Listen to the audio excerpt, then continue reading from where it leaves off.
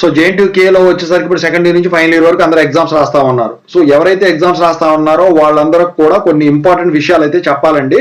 అవేంటి ఎప్పుడు జనరల్ గా జరిగేవి మీరు చేసే మిస్టేక్స్. సో దాని గురించి అబ్బాయి ముందు అయితే ఇంతవరకు ఈ ఛానల్ సబ్స్క్రైబ్ చేసుకొని ఈ వీడియో లైక్ చేసి షేర్ చేయండి.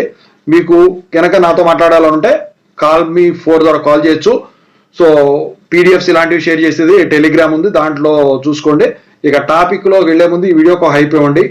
సో ఇక టాపిక్ లో వెళితే ఏంటంటే జనరల్ గా ఏంటంటే బబ్లింగ్ చేసేటప్పుడు ఒకటి చేసి ఇంకోటి చేయకుండా ఉంటున్నారు, అది చేయొద్దు. ఇంకోటి ఏంటంటే మార్జిన్ కి లోపల మీరు క్వశ్చన్ నెంబర్ వేస్తున్నారు, అది కూడా 1AB ఉందనుకోండి, 1A మాత్రం వేసి 1A వేసేసి 1B రాయట్లేదు.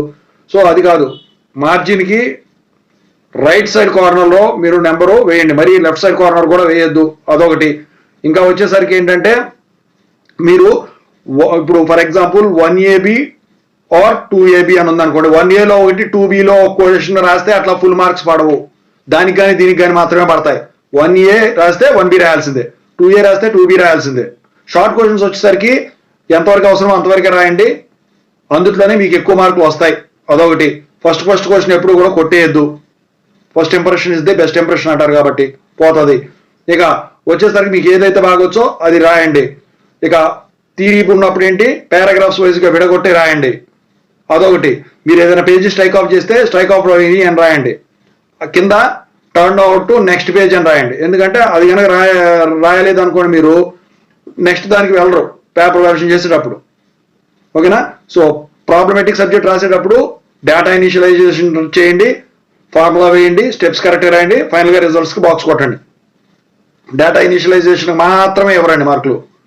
ఇక డయాగ్రామేటిక్ పరంగా చూస్తే బాడీ పార్ట్స్ కూడా మెన్షన్ చేయాలి, పెన్సిల్తో నీట్గా ఉండాలి, వాటి ఎక్స్ప్లెనేషన్ ఉండాలి. ప్రోగ్రామేటిక్ చూసుకున్నట్టయితే ఇనిషియలైజేషన్, ప్రోగ్రామ్ లాజిక్, అల్గారిథం ప్రకారం ప్రోగ్రామ్, ఫైనల్గా ఎగ్జిక్యూషన్ రిజల్ట్ కంపల్సరీగా ఉండాల్సిందే, ఓకేనా. కాంబినేషన్లో ఉన్నాయి, ఇవన్నీ కలిపి అప్లై చేయాల్సి ఉంటుంది.